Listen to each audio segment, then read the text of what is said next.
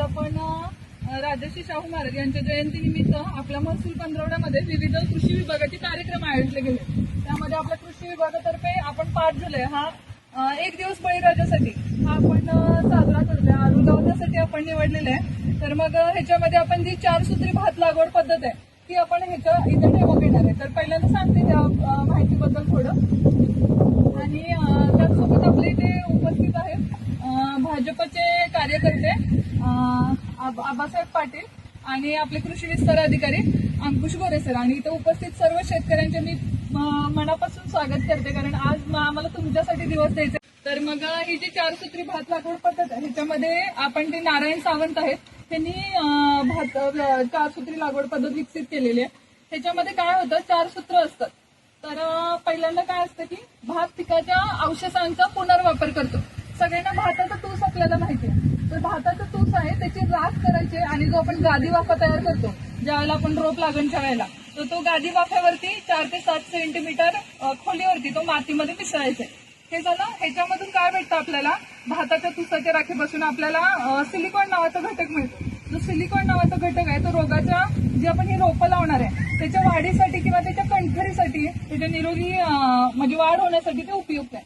त्याच्यामुळे काय होतं की जेव्हा आपण पुनर्लागवड करतोय किंवा जो रोपाचं आपण लावण करतोय उपटून इकडे पुनर्लागवड करतोय त्यावेळेला जो काय त्याचा जो धक्का आहे ना ते सहन करण्याची ताकद त्याच्यामुळे निर्माण होते, त्या सिलिकॉन मूलद्रव्य वाढतं। त्याच्यानंतर मग जो आपला भाताचा पेंड आहे, भाताचा पेंडा आपण असतोय ना, तर तो भाताचा पेंडा आपण नांगरणीच्या वेळेला शेतामध्ये आपण पसरून द्यायचे। काही जण काय करतात चिखलणीच्या वेळेला मिसळतात, तर तसं न करता तो कुजत नाही। कुजत नसल्यामुळे आपल्याला पुनर्लागवडीच्या वेळेला परत आपण जेव्हा लावण करतो तेव्हा परत त्रास होतो। म्हणून मग आपण त्यावेळेला नांगरणीच्या वेळेला आपण तो शेतामध्ये बारीक करून हे करायचं आणि चिखलणीच्या वेळेला वगैरे नांगरणीच्या वेळेला मिसळून द्यायचं। त्याच्यानंतर आपलं दुसरं सूत्र आहे हिरवळ सूत्र आहे, त्याच्यामध्ये आपण काय करतो हिरवळीच्या खतांचा वापर करतो। आता जे हिरवळीचं खत आहे ह्याला तुम्ही ग्रामीण भाषेत कोणतरी एबीसीडी पण म्हणतात किंवा लोधाचं झाड असं पण काहीतरी म्हणतात। ह्याचं ते आपण उंदीर मारीसाठी पण हे आपण हा पाला ठेवतो।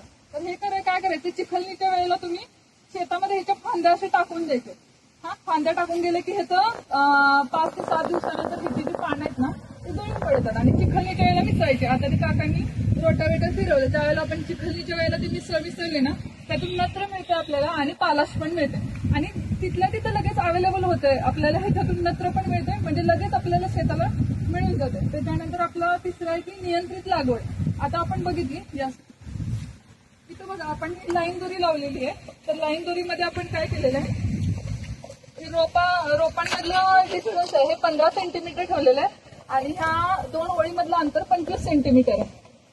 तर ही अशी नियंत्रित लागवड करायची आहे। त्याच्यामुळे ह्याच्यामध्ये काय होतं, हे जे आपलं एक चूड आहे एका चुडामध्ये आपण 2 ते 3 रोपं घ्यायचे आणि ते 2 ते 4 सेंटीमीटर डीप आपल्याला ते खोचायचे। त्याच्यानंतर आहे आपलं आपल्याकडे हे काय आहे, युरिया ब्रिकेट्स आहेत बघा, ही तुम्ही ती गोळी दिसते बघा। तर ही युरिया ब्रिकेट्स आहेत ना, आपण जो चौकोन तयार होतोय आपला हा जो 15 सेंटीमीटरचा हा एक चौकोन तयार होता ना चुडा, तर ह्या चुड्यात आपण ही गोळी घालून द्यायची।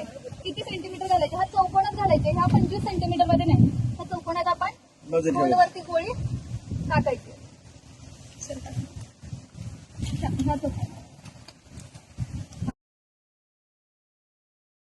हळूहळू खत आपल्याला किंवा जे शेतामधले जे चांगले मूलद्रव्य घटक आहे ते आपल्याला पूर्ण रोपांपर्यंत मिळून जातात, कारण हे हळूहळू आपल्याला मिळतं।